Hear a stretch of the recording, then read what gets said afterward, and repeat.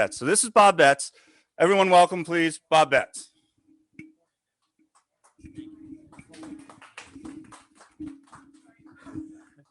Good morning, everyone, and thanks for being here with us. As Steve has said, I'm Bob Betz. My current role is the State Information Analyst for Maryland. Now, that's a fancy title. It makes you think that I'm looking at data and stuff, but really, I'm the tech support guy. So all the people you see today, the people behind the scenes on Zoom, the people here, the tablets we'll be using, I didn't do that, but I helped with it. Steve is right that I'm probably the longest term member of the team. We've had convention of states here in Maryland at least as far back as 2016. Either louder or closer. Louder or closer. There we go. As far back as at least 2016. But unfortunately, Maryland leadership for the first couple of years suffered a lot of changes. We had some state directors get reassigned for work, moved to different states on their own, sometimes got sick and had to drop off. So when I joined in 2016, there wasn't that much going on.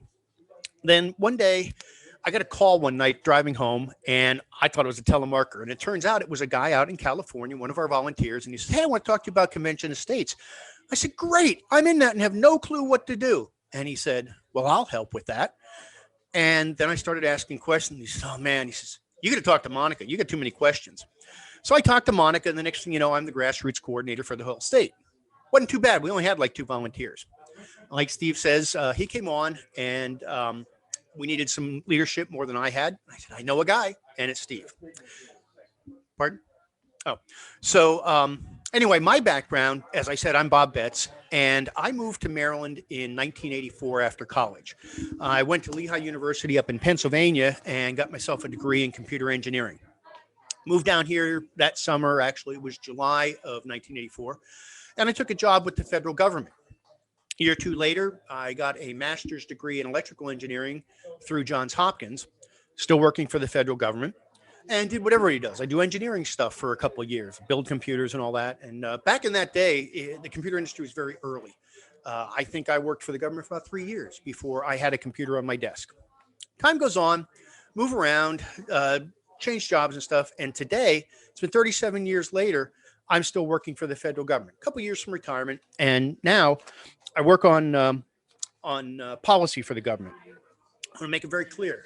I'm proud of the work I do. I'm proud of the people I work with, and I'm proud of the organization I work for. Lots of people have complaints about the federal government, quite rightly so. But the people I'm with, the organization we work for, we do good work every day, and it's important work. So what I'm not proud of, though, is what the overall government has become. Our federal government's a behemoth. You guys know that. That's why you're here. That's why you're listening. It's way out of line for what it's supposed to be doing. Originally, there were 2 main things. Macro level, national defense. That's what the government was to be for. We just fought a war with England, the greatest power on earth militarily. Wasn't easy. We won.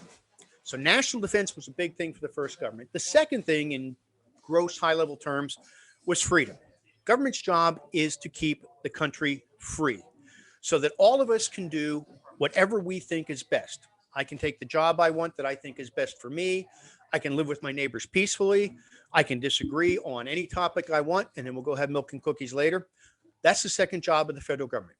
Professionally, I help with the first. I help with the the security.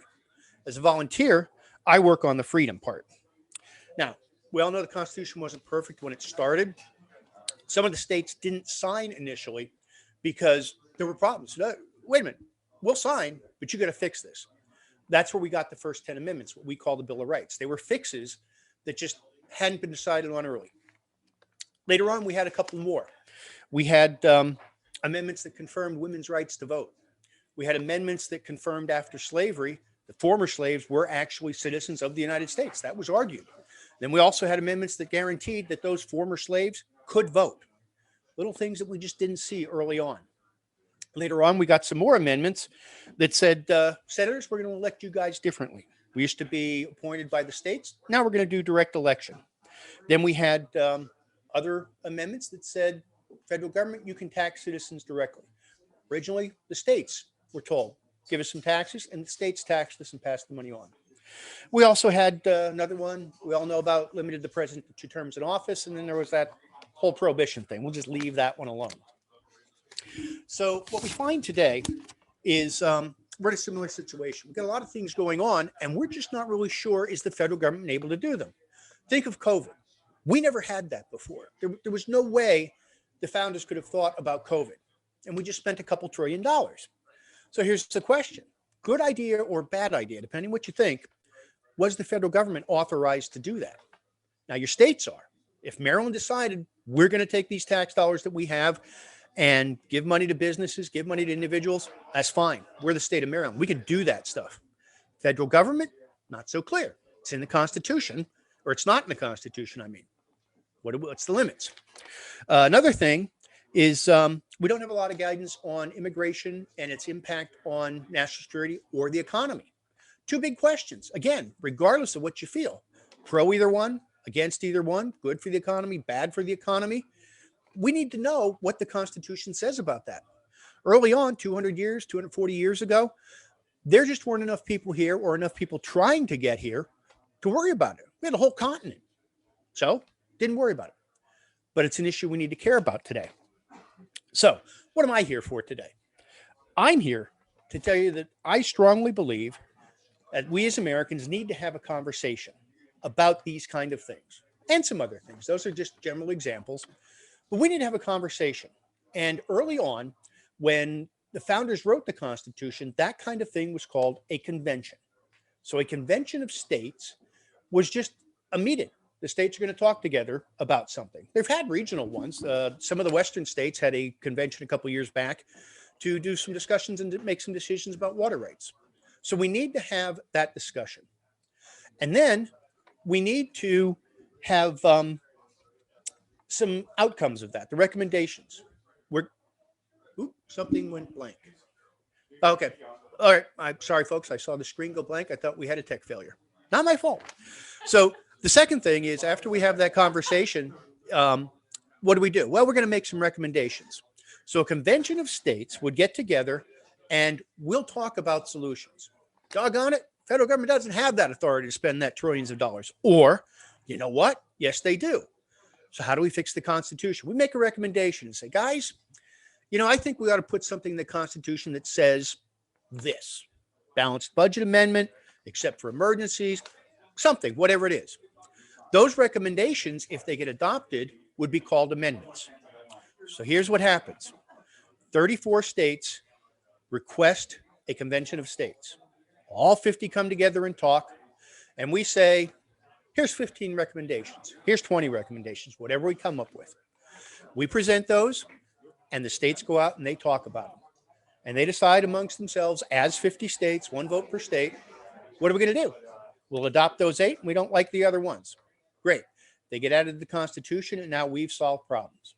So what I'm trying to do here today, what the Convention of States team is trying to do, is to have our legislators in Maryland come to understand that, recognize that it's not a bad thing. We're nonpartisan. We're not Republican. We're not Democrat. I don't want everybody to go back to wearing 3-corner hats and walking around with muskets and frilly shirts. It looks kind of funny.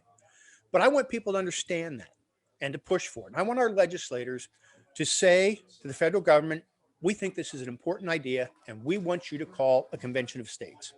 So I know all of you are here to support that. I thank you for that. And as Steve said, we're growing. We've got a lot of people coming in. We would love to have you volunteer with us. But more than that, if you've got any kind of questions, please reach out to us. Our number one, even more important than passing the resolution, our number one goal is to create a large grassroots group of self-governing activists. This is about us. No matter what's wrong with the federal government, what you like, what you don't, it's us at the grassroots level influencing the states to make the change. If Maryland stands up and says, you know what? No, we're not doing this. You're seeing Texas do that right now. I just saw about Second Amendment issues. Texas has said, we don't care what you do, federal government. We're not doing that. Again, regardless of your position on any topic, that's a state right. Like the Second Amendment, you don't like the Second Amendment, that's fine. We'll talk about it. So that's our goal. A large, self-activating group of citizen activists. So at this point, I believe that that's it for me. And who am I passing off to? See? All right, I'm going to pass back to our state legislative liaison, Miss C. Harrison, who started us off, and she'll take us to the next step.